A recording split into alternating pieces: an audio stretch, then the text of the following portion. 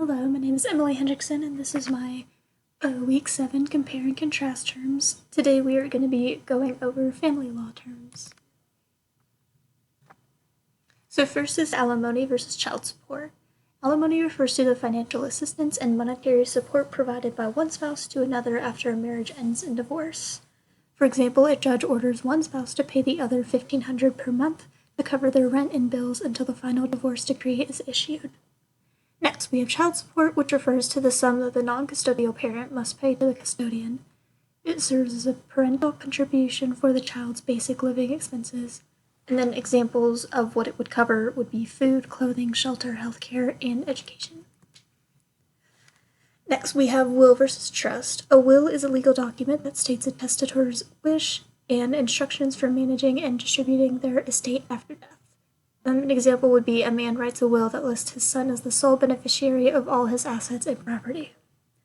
A trust is a form of division of property rights and a fiduciary relationship in which ownership of assets goes to a third party known as a trustee, and the beneficial enjoyment goes to the beneficiary. For example, two parents create an education trust that sets aside funds for their child's future college expenses. Next, we have a guardian versus a conservator. Guardian is one who legally has the responsibility over the care and management of the person or person and property who is a minor or someone who is incompetent. For example, until the man's son reaches 18 years of age, his grandmother is responsible for managing the property listed in the will. A conservator is one who legally has the care and management of the property, but not the person, of someone who is incapacitated or has been declared incompetent.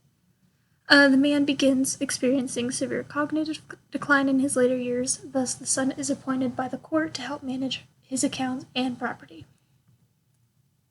An heir is a person who may legally receive property or assets from a deceased person's estate when there is no will or trust in place. For example, the man's father dies in estate, which means without a will, but the man is the sole heir of the father, meaning he can legally receive his father's property. Beneficiary is an individual or entity designated to receive benefits. The son is the sole beneficiary listed in his father's will, meaning he is allocated the entirety of his father's property and assets. Prenuptial agreements are contracts entered into prior to marriage, setting the terms for separation. A couple outlines in their prenuptial agreement that the woman will not become solely responsible for the man's credit card debt from before the wedding. Postnuptial agreement outlines how a married couple will divide assets, debts, and handle spousal support if they divorce. A common clause involving inheritance protection states that any future inheritance received by either spouse will remain that spouse's separate property. Separation is a situation in which spouses live apart from each other because of a judicial decree or voluntary mutual decision. An example would be a man chooses to live in separation from his wife and children, but they are not legally divorced. A divorce, on the other hand, is the formal dissolution of a legal marriage. An example would be a woman files for divorce from her husband.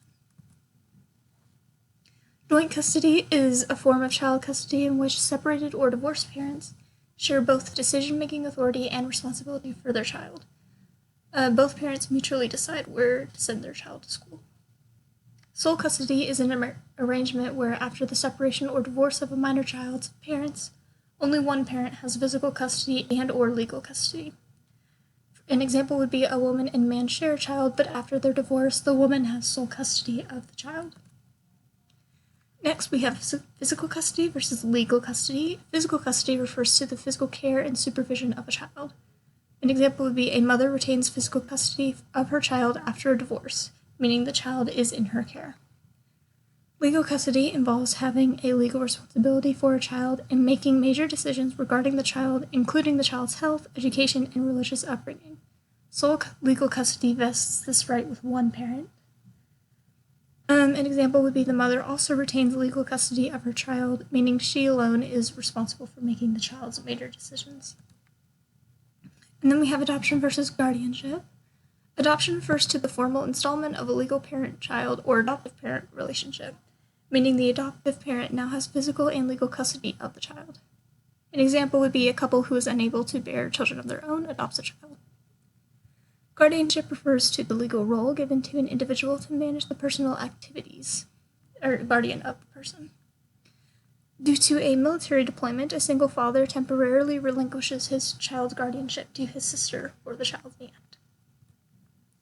And then lastly, we have a civil union versus a marriage. Civil union is a marriage-like relationship created primarily as a means to provide recognition in law for same-sex couples. An example would be two men form a civil union. And then marriage is the legal union of individuals. Example would be a man and woman marry, thus becoming husband and wife to each other. And then now we have some key takeaways. So first we have alimony is given to the spouse for the spouse, whereas child support is supplied to the custodial spouse for the child. A guardian is responsible for both person and property, while a conservator is responsible for only the property. An heir can legally receive property or assets from a deceased person without a will or trust in place. Prenuptial agreements are made before a wedding takes place, while postnuptial agreements are made but are only acted upon in the event of divorce. Physical custody refers to the parent with who the child lives with.